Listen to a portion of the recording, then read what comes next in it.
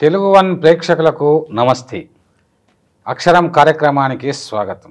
ఇవాళ మన మధ్య ప్రముఖ కవి, సినీ గేయ రచయిత, రసమయి సాంస్కృతిక సంస్థ అధ్యక్షులు ఎంకే రాము గారు ఉన్నారు. ముఖాముఖి కొనసాగిద్దాం. నమస్తే సార్. నమస్తే. నమస్తే ఎంకే రాము గారు, మీరు హైదరాబాద్లో రసమయి సంస్థను స్థాపించాలి అనేటువంటి ఒక కోరిక మీకు ఎప్పుడు పుట్టింది? దీనికి ఎవరైనా ప్రేరకులు ఉన్నారా, లేదు మీలోని ఈ యొక్క కోరిక పుట్టిందా? అటు నేపథ్యం గురించి తెలియజేయండి. నేను కర్నూలు వాసిని, రాయలసీమ బిడ్డను. ఇప్పుడు తెలంగాణలో సెటిల్ అయ్యాను. అప్పుడు రాయలసీమలో చదువుకున్నాను, ఉస్మానియా కాలేజీలో. అప్పటి నుండి నాకు ఈ కవిత్వం మీద వీటి మీద ఉంది. అక్కడ తెలుగు రచయితల సంఘం అని నడిపేవాడిని కర్నూలులో. దానికి నారాయణ రెడ్డి గారిని ఆహ్వానించి ఆయన సన్మానం చేశాం. సన్మానం చేసినప్పుడు ఆయన గురించి నేను మాట్లాడిన మాటలు, నేను చెప్పిన లెక్చర్ అవన్నీ చూసి, రాము నువ్వు ఇక్కడ ఉంటే లాభం లేదు, హైదరాబాద్ వచ్చేయమన్నారు. నేను అక్కడికి మార్పు చేయిస్తాను అంటే, నేను కలెక్టరేట్లో పనిచేస్తున్నాను సార్, గవర్నమెంట్ ఉద్యోగము, అదే ఉద్యోగం అక్కడ ఇప్పిస్తానయ్యా అన్న. ఓహో, మీ ఇష్టం అన్నాను. అంటే మీరు అప్పుడు కర్నూలులో కలెక్టరేట్లో పనిచేసి, కర్నూలులో కలెక్టరేట్లో పక్కన రచనలు చేస్తూ ఉన్నారు. రచన ఇది. అది కాకుండా నేను హిందీ ప్రవీణ వరకు పాస్ అయ్యాను. హిందీ పండిట్గా పనిచేశాను గవర్నమెంట్లో చేరకముందు, గవర్నమెంట్ 2 ఏళ్ళు. సో అటు హిందూ పండిట్గా మరి ఎందుకు వెళ్ళలేకపోయారు? హిందూ పండిట్గా చేశాను, దానికన్నా ఇది పెద్ద ఉద్యోగం. గవర్నమెంట్ ఉద్యోగం. కలెక్టరేట్లో అంటే అది గౌరవప్రదమైంది, గవర్నమెంట్ది. హిందీ పంతుల్ని ఎవరు మెచ్చుకుంటారు? హిందీ పండిట్ అంటే గౌరవం ఉంది, బట్ ప్రచారంలో లేదంతా. సో ఆ విధంగా నేను, నారాయణ రెడ్డి గారు కార్డు రాశారు పొద్దున, అర్ధగణాంక శాఖలో నీ బదిలీ అయ్యింది, వచ్చి అందులో చేరు. 4 ముక్కలు కార్డు. అప్పట్లో కార్డులు ఉండేవి కదా. ఇప్పుడు కూడా కార్డే రాసేవాడు ఆయన లాస్ట్ వరకు, ఎందుకంటే ఇదైతే తెలుస్తుందని. సినిమా నిర్మాతలకు కూడా కార్డే రాసేవాడు ఆయన. నేను ఫలానా తేదీ ఫలానా గంటలకు వస్తున్నాను, న్యూస్ ఇచ్చేవాడు ముందుగా. అది కార్డులోనే, ఫోన్లు చేసేవాడు కాదు. అలా కార్డు రాస్తే నేను, మా ఊరు, సొంత ఊరు, పుట్టింది పెరిగింది చదివింది అక్కడే, మా బంధువులంతా అక్కడే ఉన్నారు, ఆస్తులు అక్కడే ఉన్నాయి. ఇక్కడ ఎవరున్నారు నాకు? అప్పుడు హైదరాబాద్లో ఎవరూ తెలియదు నాకు, నారాయణ రెడ్డి గారు తప్ప. ఆ మాట చెప్పా ఆయనకు. ఇక అందరూ కలుస్తారు, వచ్చే ఇక్కడికి అంటే వచ్చాను, చేరాను. మీరు కర్నూలులో ఉంటే ఇంత పేరు ప్రఖ్యాతులు వచ్చేవి కాదు కదా. ఇక్కడ పైగా ఇక్కడ అవకాశాలు బాగున్నాయని రమ్మన్నారు ఆయన. కర్నూలులో ఉంటే అదే వేరే విధంగా ఉండేది. దాంట్లో క్రిస్టియన్ దాంట్లో చేసేవాడిని. వాళ్ళు అందరూ క్రిస్టియన్ వాళ్ళే, నేను ఒక్కడిని హిందూ. హిందీ చెప్పేవాడిని. సో మిగతా వాళ్ళంతా లేడీసే. Emily Coles memorial upper primary school అది. దాంట్లో హిందీ పండిట్ నేను. మీరు ఒక్కరే పురుషులు, అంతా ఆడవాళ్ళే. దాంట్లో నేను ఇంగ్లీషు, హిందీ, తెలుగు 3 చెప్పేవాడిని. పేరు హిందీ పండిట్ కానీ, అంటే మనలాగా తెలుగు చెప్పేవాళ్ళు ఈ 10 మందిలో లేరు. మనలాగా ఇంగ్లీష్ చెప్పేవాళ్ళు ఈ 10 మంది లేడీస్ లేరు. తెలుగు భాష అంటే ఇష్టం, అప్పటికే రచయితగా ఉన్నాను. మాకు షేక్ దావూద్ గారని, ఆయన ఉస్మానియా కాలేజీలో లెక్చరర్ మాకు, నెల్లూరు. ఆయన ముస్లిం అయినా తెలుగు బాగా, చమత్కారాలు వేయడంలో దిట్ట. ఆయన ప్రాసలు వేసి మాట్లాడడం అవన్నీ ఆయన దగ్గర నేర్చుకునేవి. అలా అక్కడ ఉన్నప్పుడు ఈయన ట్రాన్స్ఫర్ చేశారు, ఇక్కడికి వచ్చాను.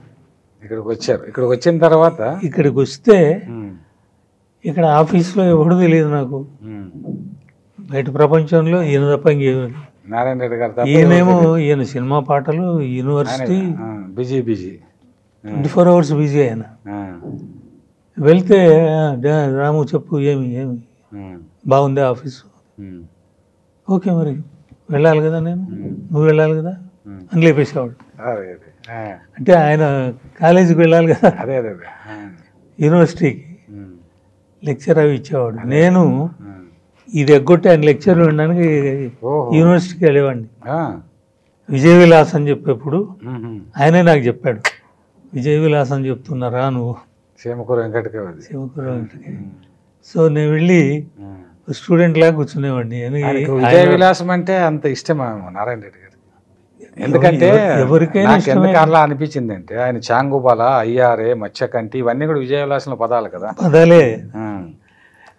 దాంట్లో మన చమకూర వెంకటకవి రాస్తే తాపి ధర్మారావు గారు దాని మీద హృదయోల్లాస వ్యాఖ్యానం రాశారు. విజయ విలాసము హృదయోల్లాసం వ్యాఖ్యానం రాశారు.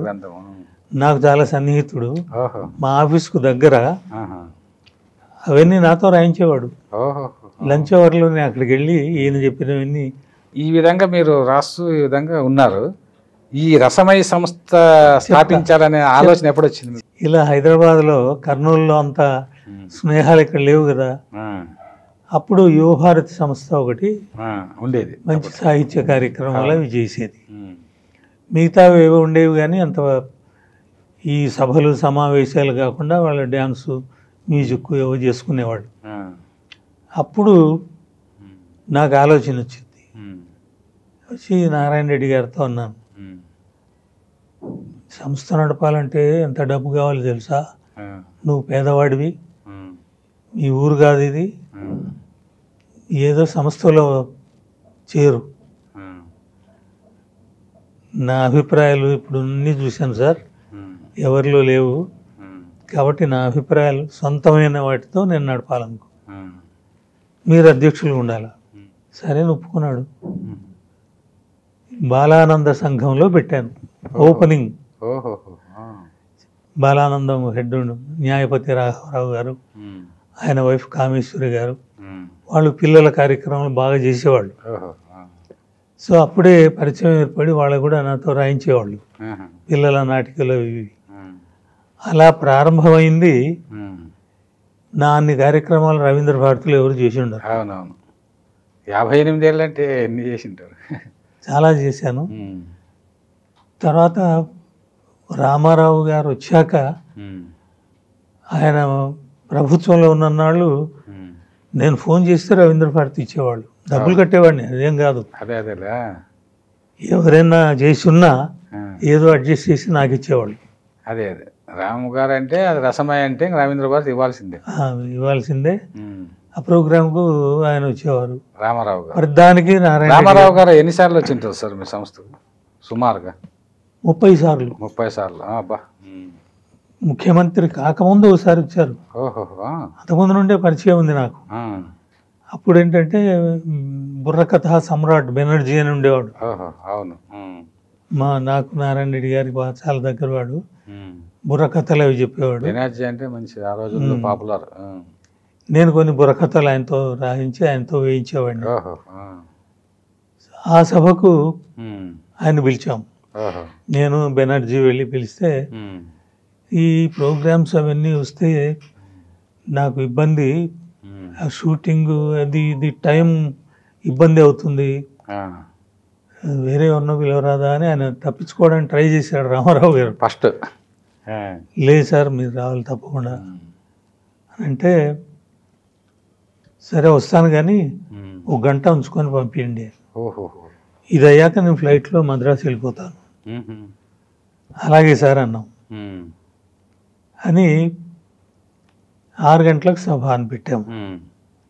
ఆయనకు ఫ్లైట్ 8 o'clock ఉంది.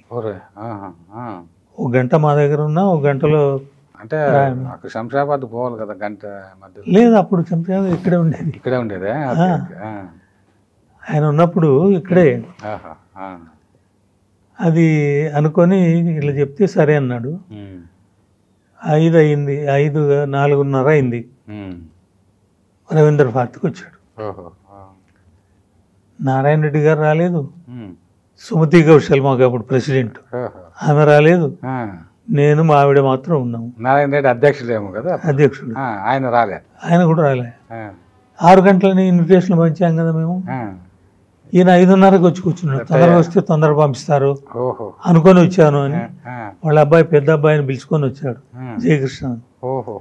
ఒక అరగంట ఉండాలి కదా, ఉమ్. కూర్చుంటాం రండి ఆ. అని కూర్చున్నారు. ఉమ్. కూర్చున్న తర్వాత 10 నిమిషాల తర్వాత సుమతి కౌశల్ వచ్చింది. ఓహో. ఆ. ఈమె డాన్సరు, మంచి పేరున్న ఆవిడ, ఆయనతో పరిచయాలు ఉన్నాయి. ఆ. సరే మాట్లాడుకుంటున్నాను, కూర్చోబెట్టాను. ఉమ్. ఆఫ్టర్ 5 మినిట్స్ మళ్ళీ నారాయణ రెడ్డి గారు వచ్చారు. ఓహో. ఆ. వీళ్ళు వచ్చారని తెలిసి ఉమ్.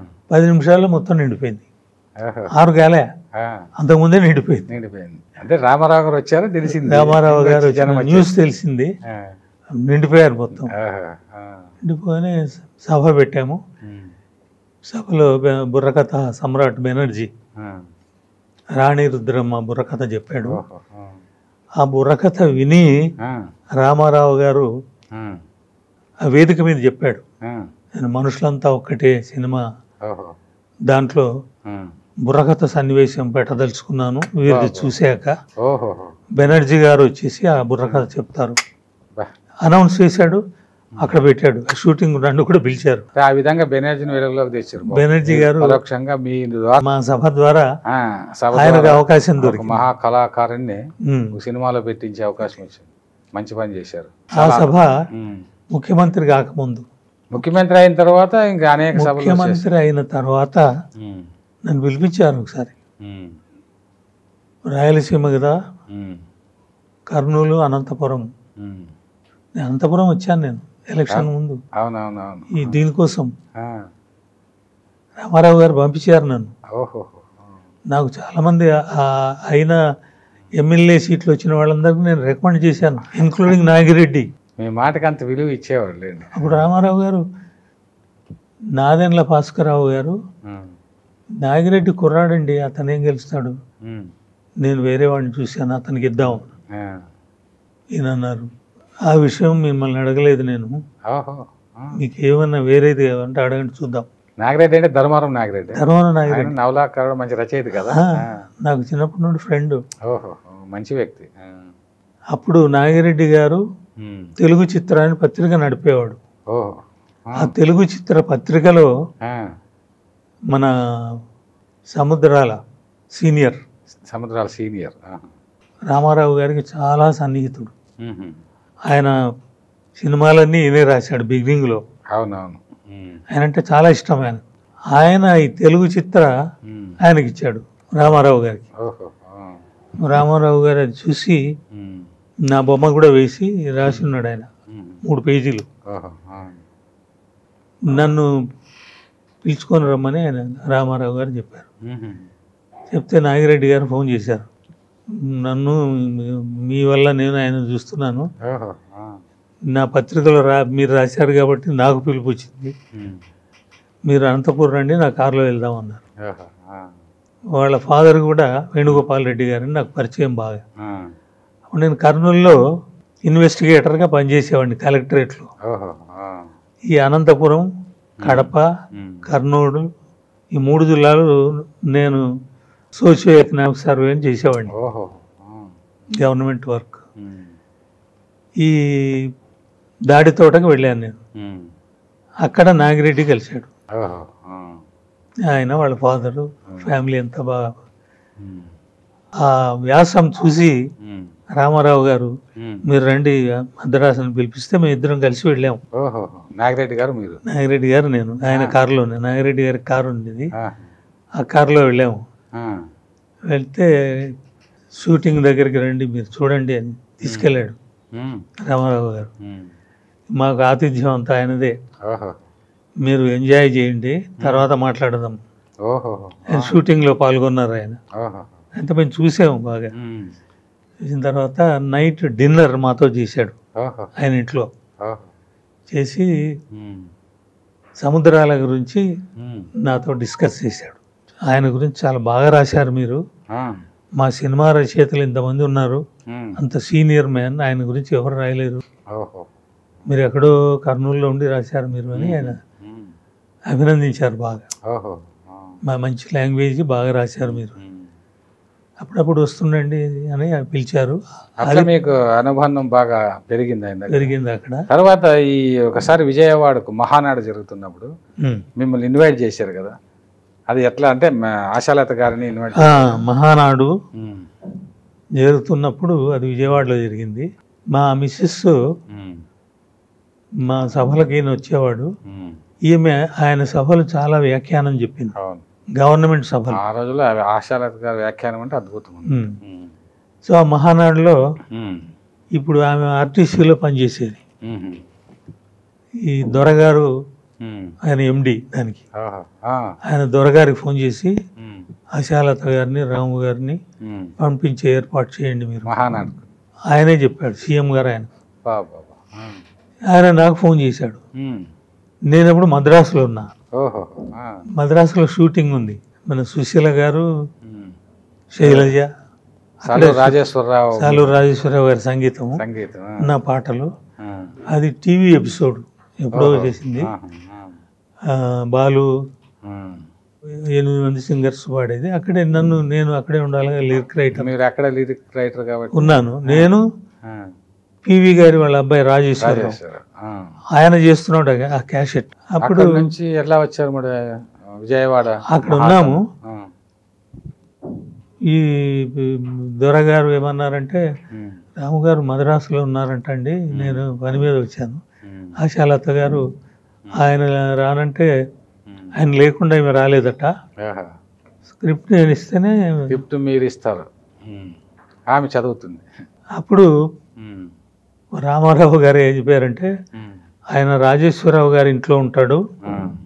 ఎందుకంటే రామారావు గారి వాళ్ళ అమ్మాయి మ్యారేజ్ అప్పుడు నేను రాజేశ్వరరావు గారిని తీసుకొని వెళ్ళాను పెళ్ళి.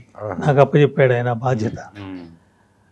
అది గుర్తుపెట్టుకొని ఆయన ఇంట్లో ఉంటాడు ఆయన అంటే, అక్కడికి ఫోన్ చేసి ఆయనకు ఫోన్ చేస్తే మా షూటింగ్ స్పాట్కు డివిఎస్ రాజు గారు వచ్చారు.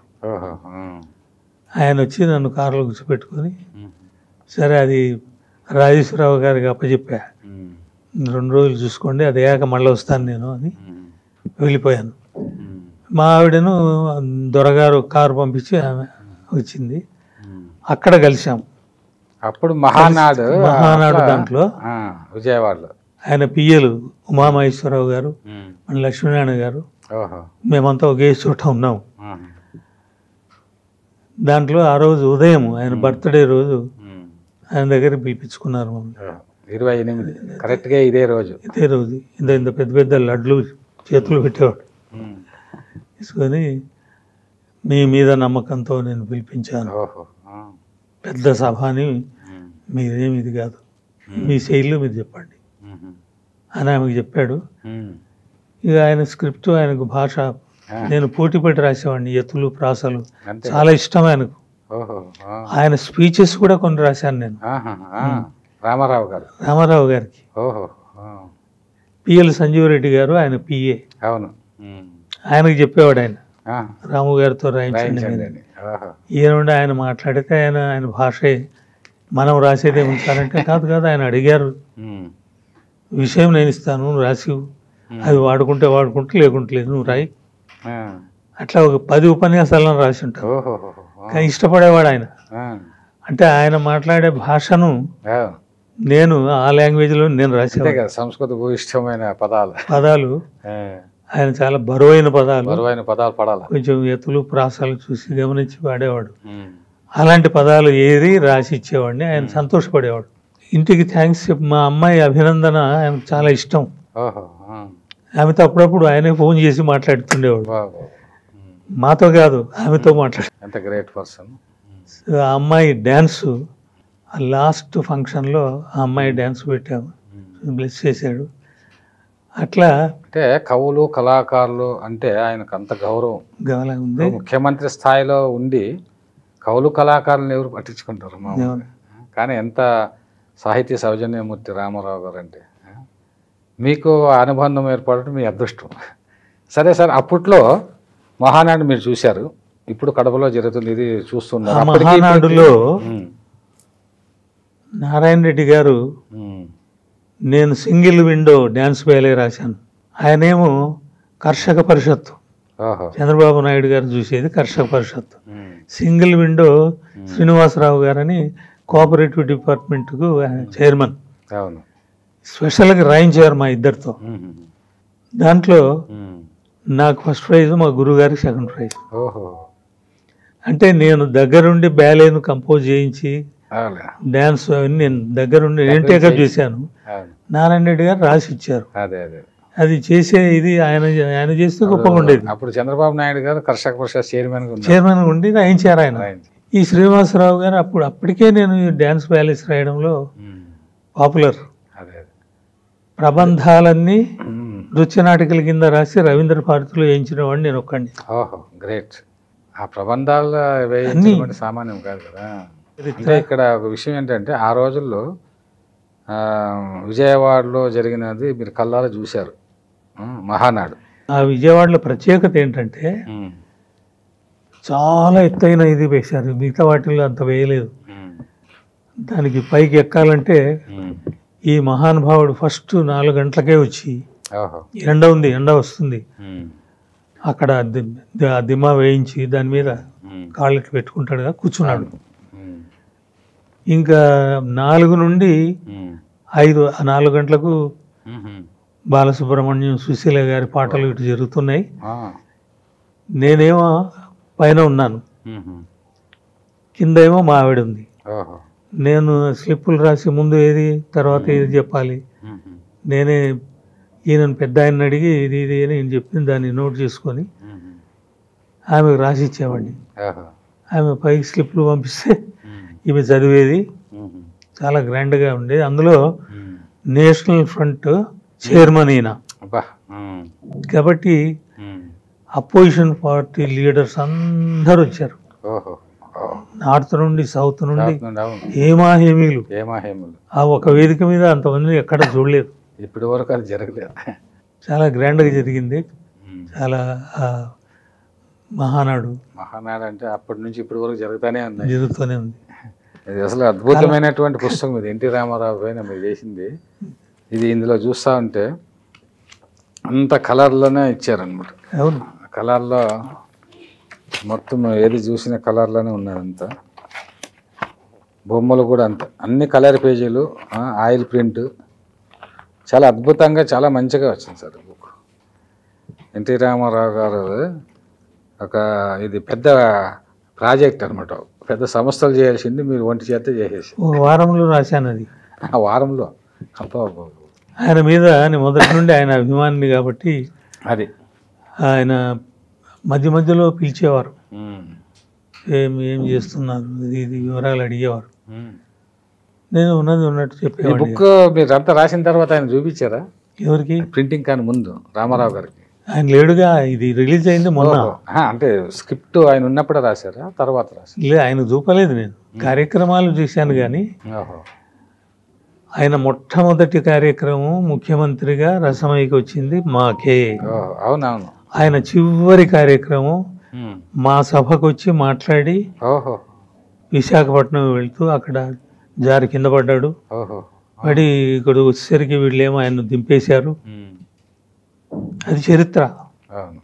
రసమయ్యదే ఫస్ట్ ముఖ్యమంత్రిగా ఉన్నప్పుడు, పడిపోయినప్పుడు. ఈ 2 రసమయ్య చేసింది.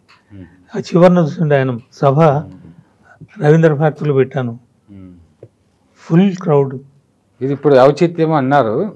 వీళ్ళ కంఠంనేని రవిశంకర్ గారిని సెలెక్ట్ చేశారు ఈ సంవత్సరానికి. కంఠంనేని రవిశంకర్ గారు సభల్లో నేను 2-3 దారుల్లో పాల్గొన్నాను. మేమే మన నరసింహప్ప గారు ఆ పుస్తకము ఒకటి, దాని పేరు టైటిల్ ఏదో ఉంది. నరసింహప్ప సార్ గారు కంఠంనేని గారు చాలా సాహితీ సభల్లో పాల్గొంటారు. ఆ సభలో నితిన్ గారు ఉన్నారు. వాళ్ళ ఇంట్లో సభలో కలిసాము. అవును, నితిన్ గారు. ఆ సభలో 2 దాంట్లో మా గెస్ట్గా పాల్గొన్నారు. రసమయ్య సభలో ఇది మొదటిది కాదు. ఇంతకుముందు మన సారస్వత పరిషత్తులో వచ్చారు, ఆయన మాట్లాడారు. ఇంతకుముందు ఎప్పుడు పిలిచినా వచ్చేవాడు పాపం.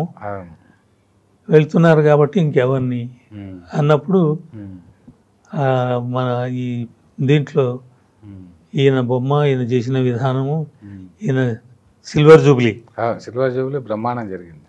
ఒక ఛానల్ను సిల్వర్ జూబ్లీ చేయడం అన్నది చరిత్ర ఇంతవరకు జరగలేదు. సో ఆ చరిత్ర ఇన్ని 25 ఛానళ్లలో ప్రపంచవ్యాప్తంగా అవును తెలుగు వాళ్లకు విందు భోజనం పెట్టినట్టు పెట్టిన ఈ సందర్భాన్ని మనం అని వెంటనే ఆయన అక్కడ కనుక్కున్నారు. వారిని గౌరవించాలి. ఆయన పెద్ద అయినా కూడా రామారావు గారు కూడా వెనక ముందు కాదు, నాకు తెలిసి ఇష్టం లేకున్నా ఎవరన్నా వాళ్ళు వస్తే అలాగే ఒప్పుకునేవారు. మిత్ర సులభుడు అంటే మీరు ఒక రైట్ పర్సన్స్ గుర్తించడంలో, సమర్థులను గుర్తించడంలో అపార అనుభవం ఉంది కాబట్టి ఆ సంస్థ క్రెడిట్ అవును అలాగే నడుస్తూ వచ్చింది. అలా కంటెంనేని రవిశంకర్ గారిని ఆ విధంగా నేను మనసులో అనుకున్నాను. అనుకొని వారికి ఫోన్ చేశాను. ఫోన్ చేస్తే అమ్మో రసమయ సభనా, అంత పెద్ద సభ అన్నారండి. ఎంత పెద్ద సభ కాదండి, మీరు వస్తే అది పెద్ద సభ కాదు, మంచి సభ అవుతుంది. నేను అందరినీ పిలిచేవాడిని కాదు కదా, అది ఔచిత్యవంతంగా ఉంటుంది. నన్ను ఎంతమంది అడుగుతారు, డబ్బులు ఇస్తామంటారు, ఎన్నో ఆలోచనలు పెట్టారు, రికమెండేషన్లు చేస్తారు. నో, రికమెండ్ చేసేవాళ్ళు చాలా మంది. నేను స్వయంగా మాట్లాడేవాడిని. నిజమైన అది కార్యం చేసేవాళ్ళు ఎవరున్నారో, తెలుగు సాహిత్యానికి, తెలుగు భాషకు, సంస్కృతికి రామారావు గారు ఎంతో చేశారు కాబట్టి ఇంత అటువంటి వ్యక్తులు ఇప్పుడు ఎవరున్నారని గమనించాం. మంచి సెలెక్షన్ చేశారు కాబట్టి ఇప్పుడు అందరు అంటున్నారు బాగా చేశారు. ఈ ఆలోచన ఎవరికి రాదు. అదే నేను అంటున్నాను, ఈ ఆలోచన మీకు ఎట్లా వచ్చిందని మీకు ఫోన్లో కూడా నేను ఫోన్ చేశాను అన్నాను కదా. ఎందుకంటే వారి మాటలు ఇంతకుముందు నేను వినున్న వేదికల మీద, తర్వాత ఆ 25 సంవత్సరాల సభ నేను దాంట్లో చూశాను. ఆయన మాటలు విన్నాను. వెంటనే డిసైడ్ చేశాను. చాలా మంచి పని చేశారు సార్. సభ అంటే ఇప్పుడు రసమైకి అంటే దానికి ఒక చరిత్ర ఉంది. 58 సంవత్సరాలు అంటే సామాన్యమైన చరిత్ర. ఇంకొక 2 సంవత్సరాలు వచ్చిందంటే 60 సంవత్సరాలు, షష్టి పూర్తి. ప్రభుత్వం సహాయం లేకుండా నేను రామారావు గారిని అడిగితే ఏమడిగితే అది ఇచ్చేవాడు. అవును, నో యాచన. ఒక ముఖ్యమంత్రి మీ చేతుల్లో ఉన్నా కూడా మీరేం ఆశించలేదంటే ఎంత గ్రేట్. తర్వాత నాగేశ్వరరావు గారివి 25 కార్యక్రమాలు అందరికి స్వర్ణ కంకణాలు వేసి చేశాను. అవును, అవన్నీ యాచన కాదు. అవునా, మనం చెప్తే ఇవ్వమంటే ఇవ్వాలి. వాళ్ళకి ఏదో సహాయం నేను నాతో ఏదో సహాయం అయిన సహాయం నాతో చేసుకునేవాడు. అంతేలేండి, స్పాన్సర్స్తో చేయించడము, మీ సొంత డబ్బు పెట్టి చేయడము, ఇదంతా ఒక ట్రాన్స్ఫర్ అయింది. రెండవది ఏమిటంటే అందువల్లే రామారావు గారు అన్ని సభలకు వచ్చారు. మిగతా వాళ్ళు రికమెండేషన్లతో పోతే కూడా అంతే రారా, మా పిఏ చెప్తారు మీకు అని పంపించాడు. కానీ ఎవరి సభకు వెళ్ళాలి. అంటే రసమయ అంటే దానికి ఒక విలువ ఉంది కాబట్టి, అంటే ఆ సంస్థ కొన్ని ఏళ్ళుగా చేసిండేది అందరికీ తెలుసు కాబట్టి దానికి విలువ ఉండే సంస్థ కాబట్టి మీకు విలువ ఉంది. అంతే, వ్యక్తిని బట్టే సంస్థకు విలువ వస్తుంది. ఆ విలువ ఆ సంస్థ నిలబడింది నా వల్ల. అదే వ్యక్తిని బట్టి సంస్థకు విలువ వస్తుంది. వ్యక్తి కాదు, నేనే దాన్ని స్థాపించింది. అదే మీరే వ్యవస్థాపకుడు. అదే వ్యవస్థాపకుడు మంచివాడు అవ్వాలి. మిగతా వాటిల్లో ఈ కొంతమంది పోయారు, కొంతమంది అదృష్టం అంటే ఇన్నాళ్ళు నేను బతుకున్నా. ఇంకా చాలా మంది ఎన్ని సంస్థలు 60 ఏళ్ళు సంస్థకు దాదాపు వస్తా ఉంది. మరి 60 ఏళ్ళ సంస్థకు వస్తా అంటే మీకు అప్పటికే 82 ఏళ్ళు. నాకు అప్పటికే 60, అప్పటికే మీకు 25 పైన ఉంటాయి స్థాపించే సందర్భం. అవును, ఆ సంస్థ అతి చిన్న వయసులో స్థాపించినట్టే లెక్క. 60 ఏళ్ళు అంటే అది కూడా గ్రేటే. ఇప్పుడు ఎవరు 60 ఏళ్ళు సంస్థకి వ్యవస్థాపక అధ్యక్షునిగా ఉంటూ 58 ఏళ్ళు గడిచిపోయాయి. అందులో నేను రవీంద్ర భారతి, త్యాగరాజ గాన సభ ఇలాంటి సభలే. అది మినిమం 10,000 రెంటు, ఇది ఇప్పుడు 25,000 రెంటు. అయినా అక్కడే చేస్తాను నేను. అదే ఈ రెండిట్లోనే చిన్న చిన్న దాంట్లో చేయను నేను. చాలా సంతోషం సార్, మంచి విషయాలు చెప్పారు. ఒక అవకాశం, గొప్ప అవకాశం. అటువంటి అవకాశాన్ని మీరు జీవితంలో పొందారు. పైగా అతనితో అనేక 30 సార్లు మీ సంస్థకు రప్పించారు. సంస్థకు అనేక మందికి ఆయన చేత సన్మానాలు చేయించారు. ఆ విధంగా ఒక అద్భుతమైన సాహిత్య కళాసేవ చేశారు మీరు. ఈ విషయంలో చాలా అదృష్టవంతులు సార్, మీరు చాలా సంతోషము. తర్వాత ఆయన కూడా చాలామంది ముఖ్య అతిథులుగా వస్తుంటారు, వాళ్ళని ముందు పెట్టి ఉపన్యాసం అయిన తర్వాత వెళ్ళిపోతుంటారు. కార్యక్రమం మొత్తం ఉండేవాడు, గంటన్నర. చాలా సంతోషం సార్. మీరు అనేక విషయాలు ఈ సందర్భంగా రామారావు గారు గురించి, ఎందుకంటే మహానాడు జరుగుతున్న సందర్భం, తర్వాత మీరు ఆయన పేరు మీద ఒక అద్భుతమైనటువంటి కార్యక్రమం చేస్తున్నారు. ఈ కార్యక్రమానికి చాలా పెద్ద పెద్ద వాళ్ళంతా కూడా వస్తున్నారు. ఈ కార్యక్రమం విజయవంతం కావాలని కోరుకుంటున్నాము. మీ రచనలపైన కూడా మేము ఇంకొకసారి చేద్దాం, ఎందుకంటే ఈ పుస్తకమే చాలా విలువైంది. ఇంకా మీరు అనేకమైనటువంటి రచనలు చేశారు. తప్పకుండా ఇంకొక కార్యక్రమంలో మనం కలుసుకుందాం. అంతవరకు వచ్చి ఈ కార్యక్రమంలో పాల్గొన్నందుకు మీకు ధన్యవాదాలు. రవిశంకర్ గారు కూడా చాలా నిక్కచ్చి నిజాయితీ ఉన్న వ్యక్తి. అవును. లేకపోతే 25 ఏళ్ళలో ఈ చరిత్ర సృష్టించడం సామాన్య మనుషులకి సాధ్యం కాదు. ఆ సాధ్యాన్ని సుసాధ్యం చేశారు కాబట్టి నాకు మనసులో అనిపించింది. కార్యక్రమం అడగగానే ఆయన ఒప్పుకున్నారు. దాని రూపకల్పన ఇలా అయిపోయింది. చాలా ఘనంగా జరుగుతుంది. అదే ఘనంగా చేస్తారు మీరు, మాకు తెలుసు. అనేక కార్యక్రమాలు మేము చూసాం కదా. అందులో పెద్ద పెద్ద వాళ్ళు ఇందులో ఈ కార్యక్రమంలో మరి తమిళనాడు పూర్వ గవర్నర్ పిఎస్ రామ్మోహన్ రావు గారు వస్తున్నారు. అదేవిధంగా డాక్టర్ కొలకలూరి ఆయన సాహితీ దిగ్గజం కొలకలూరి వినాయక్ గారు వస్తున్నారు. కేవీ రమణాచార్యం ఆయన మళ్ళీ పూర్వ సలహాదారులు తెలంగాణ ప్రభుత్వం. అదేవిధంగా జస్టిస్ చంద్రకుమార్ ఆయన కూడా మంచి కవి రచయిత. ఇంకా అదేవిధంగా chairman Telangana irrigation development corporation Samudrala Venugopalachari గారు వస్తున్నారు. విశ్రాంతి ఇన్కమ్ ట్యాక్స్ చీఫ్ కమిషనర్ ప్రముఖ ఆధ్యాత్మికవేత్త ఎం నరసింహప్ప గారు IRS ఆయన వస్తున్నారు. శ్రీమతి ఎంకేఆర్ ఆశాలత అంటే ఆమె వ్యాఖ్యాత. మీ సంస్థకు ఒక మీరు గుండెకాయ అయితే ఆమె ఊపిరి ఉన్నట్టుగా. చాలా అద్భుతమైనటువంటి కార్యక్రమము. ఈ రసమే చేస్తున్నటువంటి కార్యక్రమం స్వర్గీయ నందమూరి తారక రామారావు గారి 103వ జయంతి మహోత్సవం. ఇది విజయవంతం కావాలని ఈ సందర్భంగా మరి మాకు కూడా అత్యంత ఆత్మీయుడు, చాలా మా కళా సాహిత్య రంగాలని మరి ప్రోత్సహిస్తున్నటువంటి గౌరవనీయులు కంఠంనేని రవిశంకర్ గారికి మీరు ఈ అవార్డు ఇవ్వడం ఈ సందర్భంగా మేము మీతో ముఖాముఖి కొనసాగించడం కూడా అక్షరం అనే కార్యక్రమం కూడా ఆయనే పెట్టించారు. అంటే కవులు రచయితల్ని వెలుగులోకి తీసుకురండి అని. అంటే అక్కడ ఆయన సాహితీ సంస్కారం తెలుస్తుంది. అవును. అంటే ఒక ఛానల్లో కవులు రచయితలు అంటే ఎవరు పట్టించుకోరు, కానీ వాళ్ళందరినీ ఇంటర్వ్యూ చేసి అందరినీ వెలుగులో అందుకంటే ఒక డిజిటల్ ఈ కవులు రచయితలు రాసిన పుస్తకాలు అనేటువంటి తెలుగు ఒక డిజిటల్ లైబ్రరీని కూడా ఏర్పాటు చేసింది. వెబ్సైట్లో ఇట్లా అనేక రకాలుగా సాహితీ కళారంగాలు సేవ చేస్తున్న వ్యక్తికి మీరు మరి అంతటి గొప్ప వ్యక్తి స్వర్గీయ నందమూరి తారక రామారావు గారు ఒక అవార్డు ఇస్తున్నందుకు మీకు కూడా ప్రత్యేకంగా నేను కృతజ్ఞత తెలియజేస్తున్నాను. ఈ కార్యక్రమం దిగ్విజయం కావాలని కోరుతూ ధన్యవాదాలు తెలియజేస్తున్నాను. నమస్కారం. ఇదండి ఈ వారం అక్షరం కార్యక్రమంలో ముఖాముఖి. వచ్చే వారం మరొక ప్రముఖ వ్యక్తితో కలిసి ముఖాముఖి కొనసాగిద్దాం. అంతవరకు సెలవు.